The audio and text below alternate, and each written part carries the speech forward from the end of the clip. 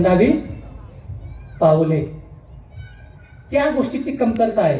ती गोष्ट जर आपल्यामध्ये निर्माण झाली तर घरी देखील काय करतील, आपला मान सन्मान करतील. आणि म्हणून बाबासाहेब म्हणतात की ही नैतिकता आणि समाजनिष्ठा नेतृत्व घडवण्यासाठी खूप अशी महत्वाची गोष्ट आहे. नैतिक कसं असलं पाहिजे आपण, तर सर्वात महत्वाची गोष्ट, आपण स्वतः भ्रष्टाचारी असता कामा नये. आणि भ्रष्टाचार कोणाला करू देता कामा नये. आपण कोणावरती अन्याय करू नये आणि दुसऱ्याला अन्याय करू देता कामा नये. त्याची सुरुवात आपण करून दिली पाहिजे. बाहेरच्या भगिनीसाठी आपण अन्याय अत्याचारासाठी झगडतो, पण घरच्या भगिनी असते तिच्यावर ते अन्याय अत्याचार करतो. कसं काय आपला आदर्श घेतील लोक? तर आपण सुद्धा अन्याय करायचा नाही आणि दुसऱ्या कोण अन्याय अत्याचार करेल तर त्याला तो होऊ द्यायचा नाही. सार्वजनिक जीवन म्हणजे काय? ज्या ज्या पक्षाचे, ज्या ज्या संघटनेचे, ज्या ज्या धार्मिक संघटनेचे आपण कोणतेही पदाधिकारी असा, त्या सार्वजनिक जीवनामध्ये आपल्याकडे पारदर्शकता असली पाहिजे. पारदर्शकता म्हणजे काय? तर आपले विचार, आपली कृती आणि आपले व्यवहार खुले असले पाहिजे. आणि बऱ्याच वेळा संस्थेमध्ये ज्या अडचणी होतात त्या ह्याच होतात की लोक का दुरावली जातात. याला मुख्य कारण आहे की आपली पारदर्शकता नसते, नीतिमत्ता नसते. आणि त्याच्यामुळे आपल्या चळवळी काय होतात, दुभंगल्या जातात. हे सर्वात मोठं कारण आहे. आणि मग सर्वात महत्वाचा मुद्दा म्हणजे काय, नैतिकता जर अंगीकारायचे असेल तर बुद्ध आणि बाबासाहेब यांचे जे विचार आहेत त्याचं प्रशिक्षण आपण घेतलं पाहिजे. ते असंच येत नाही का, पी आळद आणि हो गली. त्याचं प्रशिक्षण आपण घेतलं पाहिजे. नव्हे तर त्याचं यंत्र आपल्या हृदयामध्ये आपण बसवलं पाहिजे. आपण कोणी असा, आपण राजकीय असा, आपण सामाजिक असा, आपण धार्मिक असा, हे जर यंत्र बिघडलं आपले सर्व यंत्र बिघडणार. आणि म्हणून बाबासाहेबांकडे पाहिलं आपण तर बाबासाहेब नीतिमान होते. बाबासाहेब नीतिमान होते आणि शील हे त्यांचं सामर्थ्य होते. बाबासाहेब म्हणतात की हा आंबेडकर काय म्हणतात, धुतल्या तांदळासारखा कसा आहे, निष्कलंक आहे. त्याच्यावरती कोणी दाखवावा असा काळा डाग त्याच्यावरती नाही आहे. आणि बाबासाहेबांचं शस्त्र आहे. बाबासाहेब म्हणतात मी खूप शिकलो म्हणून लोक मला घाबरत नाही. मी खूप शिकलो म्हणून लोक मला घाबरत नाही. तर माझ्याकडे हे नीतिमत्ता आहे आणि त्यामुळे मला लोक घाबरतात.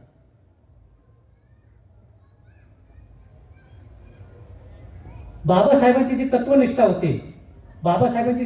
होती, त्यांनी आयुष्यभर 3 दैवतांची पूजा केली. ते 3 दैवत कोणते? विद्या, स्वाभिमान आणि शील. याची त्यांनी आयुष्यभर उपासना केली.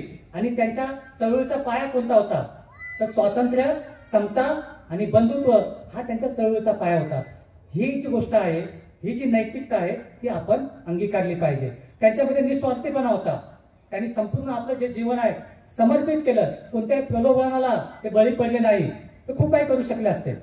आपल्याला माहित आहे जेव्हा त्यांना धर्म परिवर्तन करायचं आहे तर अनेक जे लोक आहेत धर्माचे त्यांना प्रलोभन देण्यासाठी आले होते.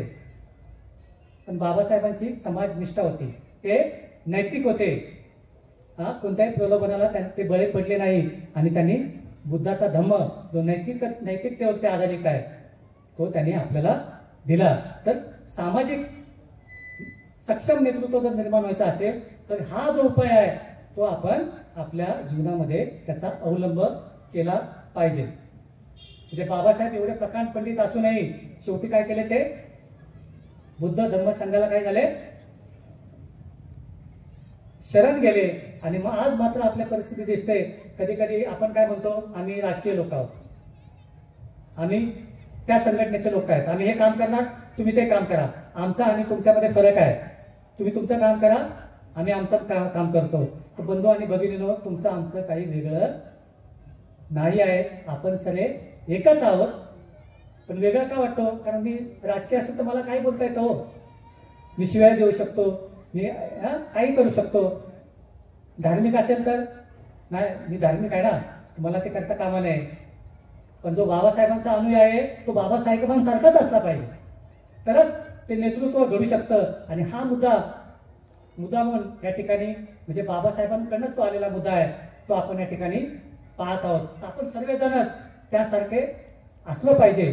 तो राजकीय असतो, तो धार्मिक असो किंवा सामाजिक क्षेत्रामध्ये कुठेही काम करणारा असो. आणि जो पुढचा उपाय आहे, आणि तो पुढचा उपाय म्हणजे समाज उपयोगी नेतृत्वाचा विकास. आता हे जे समाजाचं नेतृत्व आहे ते असंच घडणारं नाही आहे, असंच निर्माण होणारं नाही आहे. त्यासाठीची नवीन पिढी आहे. आपलं आता झालं गेलं, पण येणारी जी नवीन पिढी आहे तर काय करायला पाहिजे? त्या नवीन पिढीने बाबासाहेबांच्या विचारावर चालणारं नेतृत्व, त्यांनी नवीन नेतृत्व निर्माण केलं पाहिजे. बाबासाहेबांच्या विचारावर चालणारं म्हणजे काय? बाबासाहेबांची एकच बाजू नाही, जे काही सर्वांगीण बाबासाहेब आहे.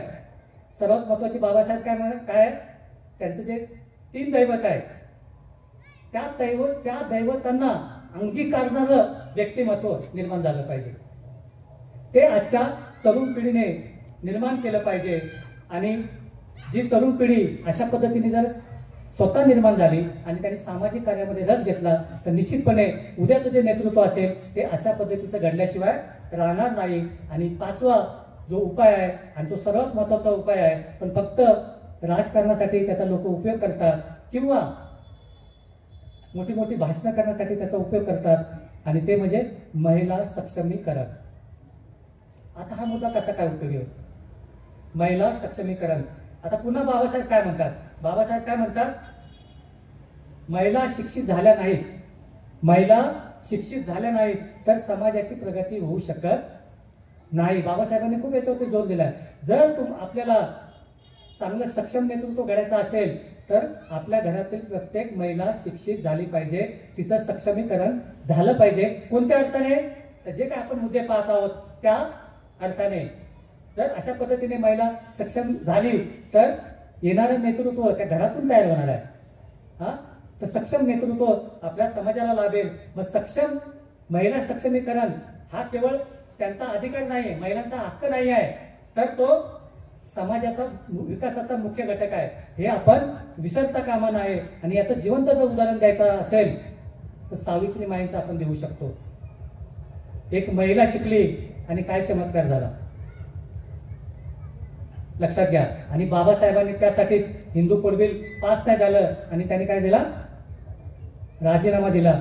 खूप महत्वाची गोष्ट आहे, याला आपण दुय्यम लेखता कामा नये. बऱ्याच वेळा काय होतं आपल्या समाजामध्ये किंवा चळवळीमध्ये, आता मला महिलांना हे नाही करायचं, खुश नाही करायचं, पण सांगतो मी की जेव्हा 2 अध्यक्ष असतात, उपाध्यक्ष किंवा अध्यक्ष, तिथे महिला असेल तर त्या ठिकाणी तिला दुय्यम वागणूक दिली जाते. तोच बिचारा सर्वात पुढे असतो आणि ती महिला फक्त नावापुरती असते. किंवा आपली जर एखादी महिला महापौर असेल समजा, त्या तहसील कार्यालयात किंवा एखाद्या महानगरपालिकामध्ये, पण तिचा जर नवरा असेल, तिचा मिस्टर असेल, तर तो राजकारणामध्ये प्रबळ असेल, तोच सगळीकडे असतो. तिचा मात्र वापर केला जातो.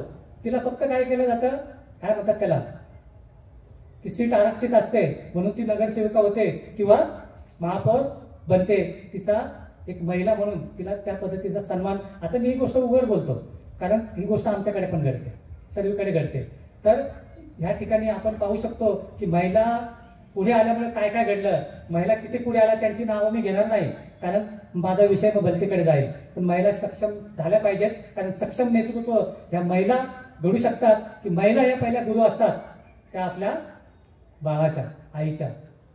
तर त्यामुळे महिला सक्षमीकरण झालं पाहिजे, त्यातून नेतृत्व तयार होत असतं. आणि माझा 6वा जो मुद्दा आहे तो म्हणजे संवाद कौशल्य. माहिती म्हणजे आपल्याला ज्ञान पाहिजे आणि संवाद कौशल्य आपल्याकडे पाहिजे. बाबासाहेब म्हणतात प्रभावी संवाद कौशल्य विकसित करणे ही सक्षम नेतृत्वाची पहिली पायरी आहे.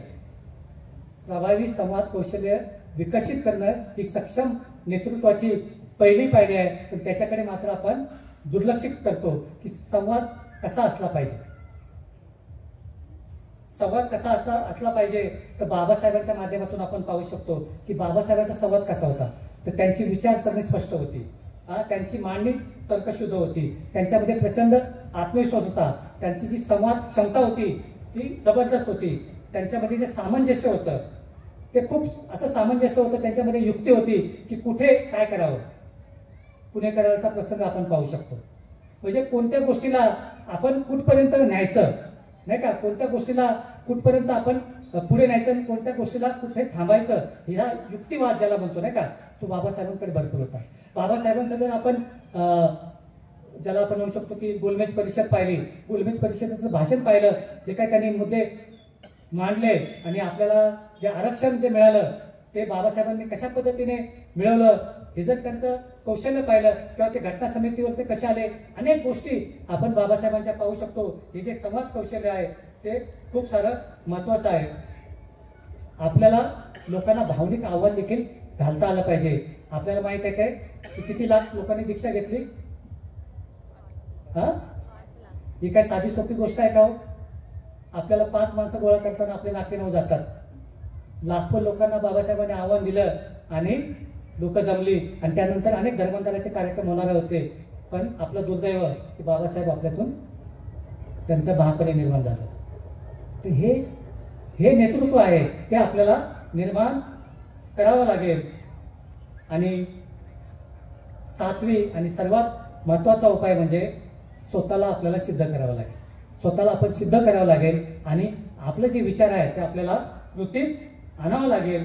केवळ चर्चा करून उपयोगाचा नाही, केवळ चर्चा करून उपयोगाचा नाही, तो जो काही विचार आहे तो आपल्या प्रत्यक्ष कृतीत आणावा लागेल.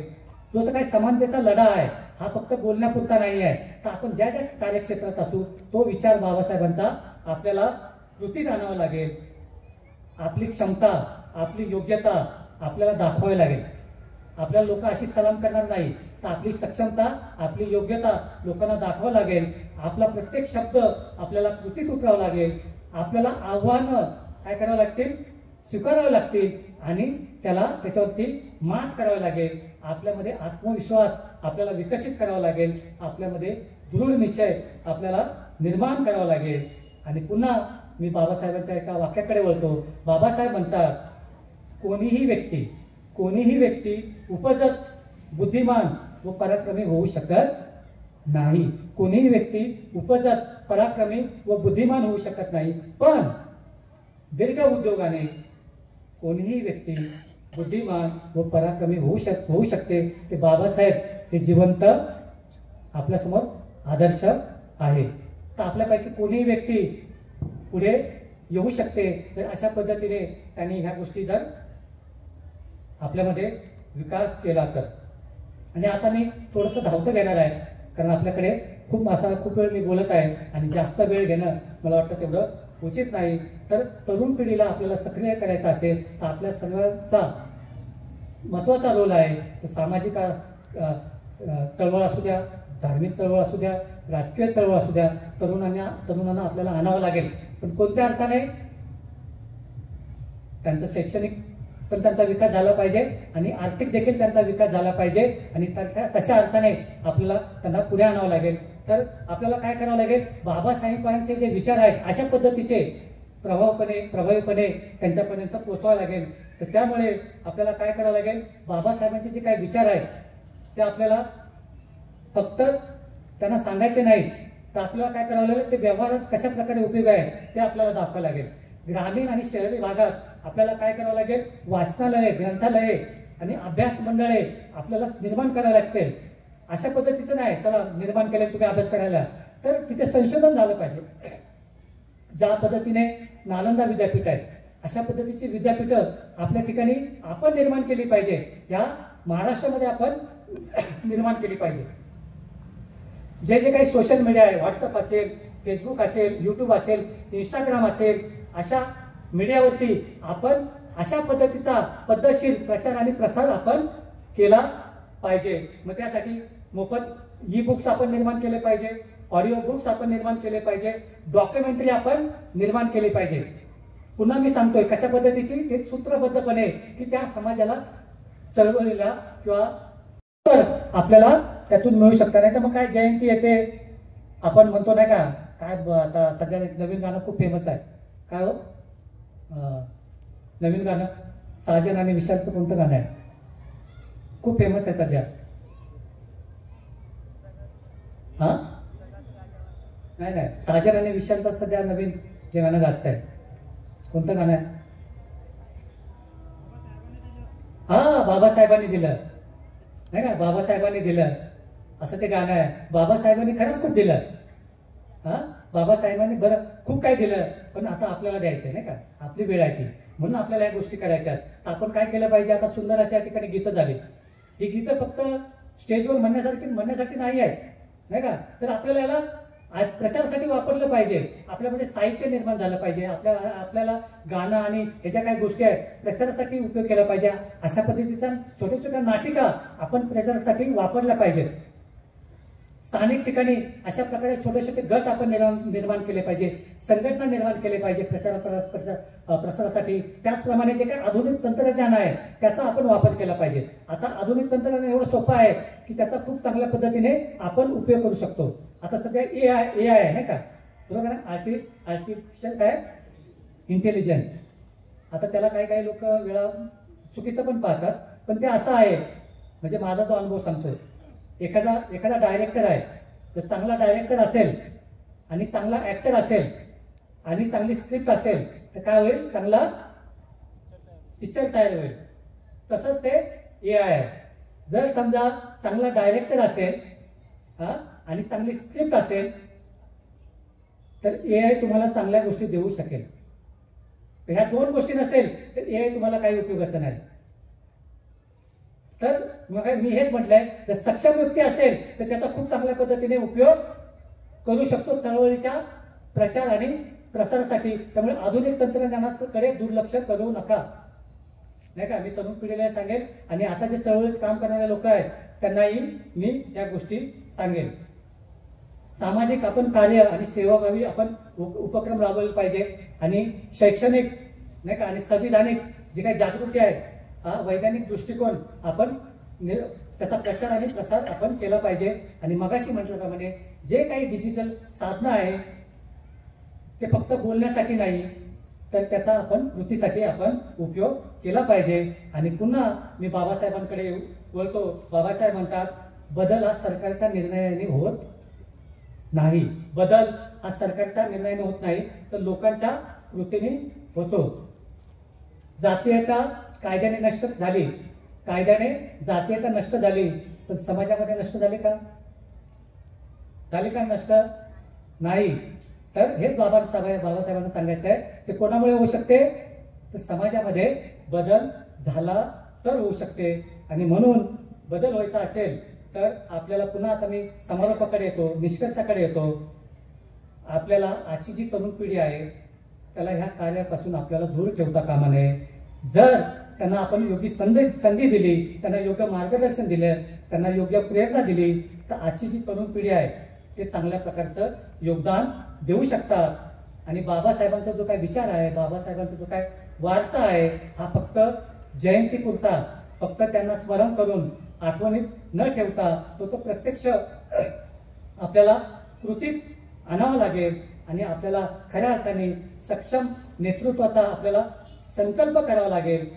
आपण संकल्प केला पाहिजे आजच्या दिवशी की स्वतःला आपण सक्षम बनवायचं आहे, स्वतःला आपण सक्षम बनवायचं आहे. बाबासाहेबांच्या विचारांना आपण कृतीत आणायचं आहे आणि समाजासाठी आपल्याला झटायचं आहे.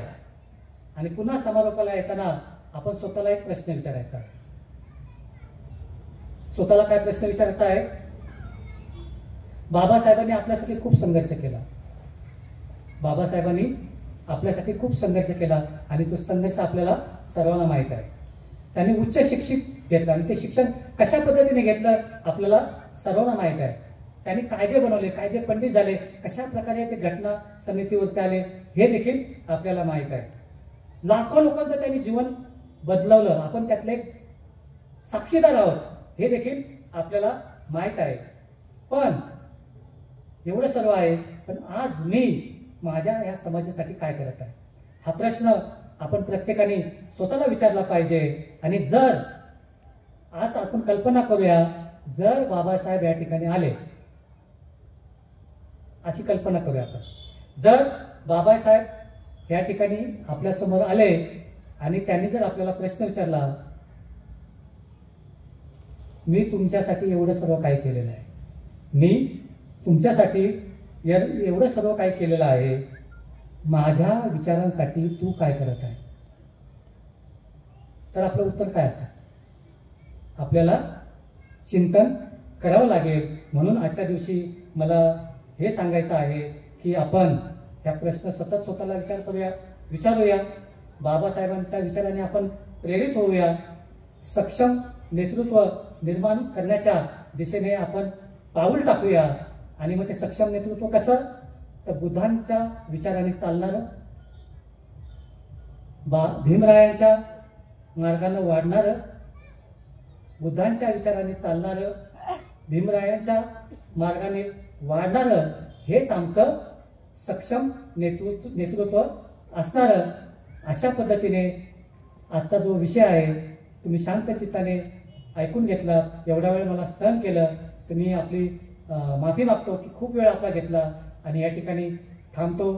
जय भीम, जय बुद्ध, जय भारत. थँक्यू.